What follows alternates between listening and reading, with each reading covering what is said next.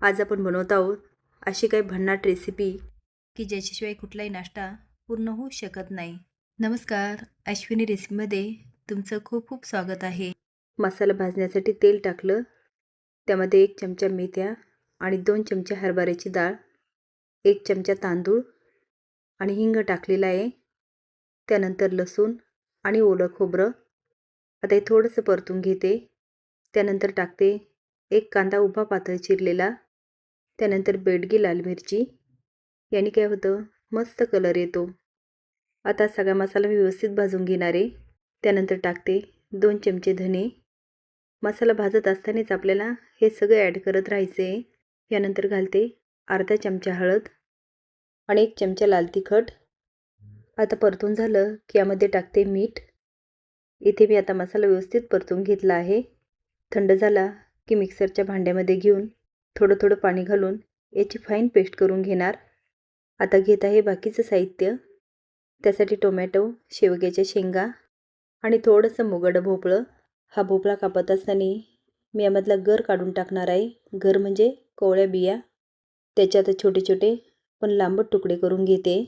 अशा पद्धतीने मी सगळं व्यवस्थित कापून घेतलेलं आहे.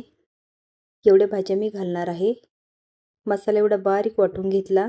कुकरमध्ये घालत आहे 2 पळी तेल. तेल आपल्या गरजेनुसार कमी जास्त टाकलं तरी चालेल. 4 ते 5 हिरव्या मिरच्याचे बारीक तुकडे तेलामध्ये थोडेसे परतून यामध्ये टाकते ह्या भाज्या. हे आता तेलामध्ये व्यवस्थित परतून घेत आहे. एवढं परतणार की त्याचा कलर बदलला पाहिजे. हे परतून झालेलं आहे. आता यामध्ये घालते मसाला. मी यामध्ये विकतचा कुठलाही मसाला वापरणार नाही. तुम्ही अशा पद्धतीने एकदा करून बघितलं ना तर कायम हीच पद्धत वापराल. आता या भाज्या आणि मसाला मी व्यवस्थित परतून घेणार आहे. आता आपल्याला जेवढं करायचं यामध्ये तेवढं पाणी घालून घ्यायचं. मी आता यामध्ये 1 ते 2 लिटर पाणी घालणार आहे.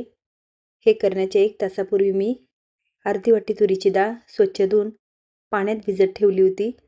ती आता ह्यामध्ये टाकत आहे. आता सगळं व्यवस्थित मिक्स करून घेते. पहिले एक छान उकळी घेणार आणि उकळी आल्यानंतरच कुकरचं झाकण लावणार. त्याने काय होतं, हे सगळं एकजीव होतं आणि छान शिजतं. आता मी लावत आहे कुकरला झाकण. याच्या 4 ते 5 शिट्ट्या होईपर्यंत इडलीची तयारी करून घेत आहे. इडलीचं बॅटर कसं तयार केलं हे जर तुम्हाला जाणून घ्यायचं असेल तर कमेंट बॉक्समध्ये टाका.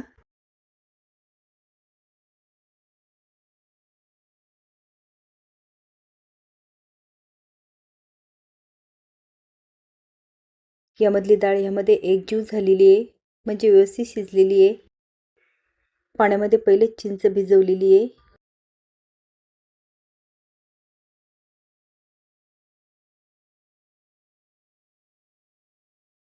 आता यामध्ये टाकलं चिंचेचं पाणी.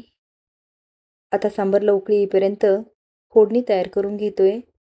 त्यासाठी फोडणी पात्रामध्ये तेल घातलं.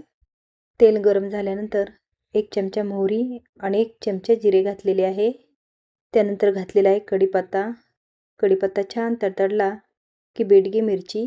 व्यवस्थित फोडणी तयार झाली की घालणार आहेत सांबारमध्ये. मस्त चरचरीत फोडणी घातलेली आहे. यामध्ये आपण थोडासा गूळ पण घातलेला आहे. यावरूनच कळतं की आपलं सांबार कसं होणार. सांबार होईपर्यंत बाजूला इडल्या पण तयार झाल्या. आता घालत आहे खोबऱ्याच्या चटणीला चरचरीत फोडणी. इडली पण अगदी मऊ लुसलुशीत झाली आहे आणि सांबार पण एवढं मस्त लागतं ना. थोडंसं आंबट, तिखट आणि गोड. आता बघूया आपला नाश्ता कसा झाला. तर तुम्ही नक्की ट्राय करा. आवडल्यास कमेंट बॉक्समध्ये सांगा. लाईक आणि सबस्क्राईब पण करा. धन्यवाद.